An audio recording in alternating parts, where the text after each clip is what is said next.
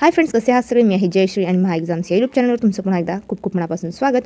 तर फ्रेंड्स, आज आपण इतिहास विषयातील परकीय व्यापार कंपन्या याविषयी जाणून घेणार आहोत. त्यातील फ्रेंच ईस्ट इंडिया कंपनीविषयी माहिती घेणार आहोत. जर या आधीचे व्हिडिओ तुम्ही पाहिले नसतील तर त्याची लिंक मी डिस्क्रिप्शन बॉक्समध्ये देईल, जाऊन नक्की चेक करा. त्याचबरोबर जर चॅनलवर नवीन असाल आणि चॅनलला सबस्क्राईब केलं नसेल तर महा एक्झाम्स या यूट्यूब चॅनलला नक्की सबस्क्राईब करा.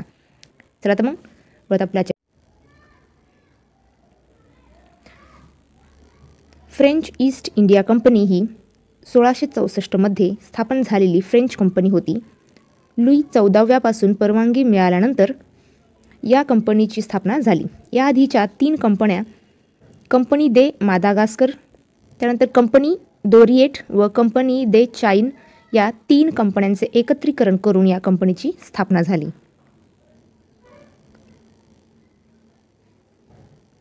पुढे पाहूया. याचा मुख्य उद्देश ब्रिटिश ईस्ट इंडिया कंपनी व डच ईस्ट इंडिया कंपनीशी स्पर्धा करून भारतातील तसेच भारताशी होणाऱ्या व्यापाराचा भाग मिळविण्याचा होता. फ्रेंच ईस्ट इंडिया कंपनीस 2 कंपन्या इतके यश मिळाले नाही. 1794 मध्ये ही कंपनी बरखास्त करण्यात आली. पुढे पाहूया. भारत व अतिपूर्वेकडील देशांशी व्यापार करण्यासाठी फ्रेंचांनी 14व्या लुईच्या कारकिर्दीतच सुरुवात केली. 1664 मध्ये 14व्या लुईचा मंत्री कॉलबेअर याने परदेशांशी व्यापार करणाऱ्या विविध कंपन्यांची पुनर्रचना करून पौर्वात्य व पाश्चिमात्य व्यापार याकरिता 2 स्वतंत्र कंपन्यांची स्थापना केली. प्रथमपासूनच कंपनीला फ्रेंच सरकारचा पूर्ण पाठिंबा होता आणि व्यापारी, राजकीय व लष्करी हालचालींच्या बाबतीत पूर्ण स्वातंत्र्य देण्यात आले होते. फ्रेंचांनी भारतातील पॉंडिचेरी, चंद्रनगर, माहे, कालिकत तसेच इंडो चायना, मॉरिशस या अतिपूर्वेकडील भागांवर व्यापाराबरोबरच आपली राजकीय सत्ताही स्थापन केली.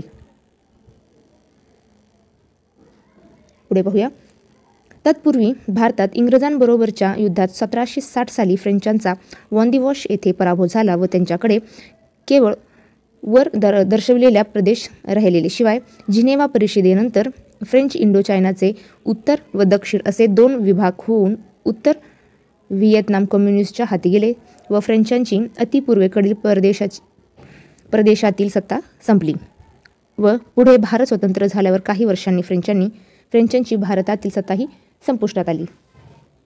तर फ्रेंड्स, तुम्हाला हा व्हिडिओ कसा वाटला नक्की कमेंट करून कळवा. व्हिडिओ आवडला असेल तर व्हिडिओला लाईक करा, शेअर करा आणि चॅनलवर नवीन असेल आणि चॅनलला सबस्क्राईब केलं नसेल तर महा एक्झाम्स यूट्यूब चॅनलला नक्की सबस्क्राईब करा. चला तर मग थांबूया त्या व्हिडिओ पुढच्या व्हिडिओमध्ये. जय हिंद.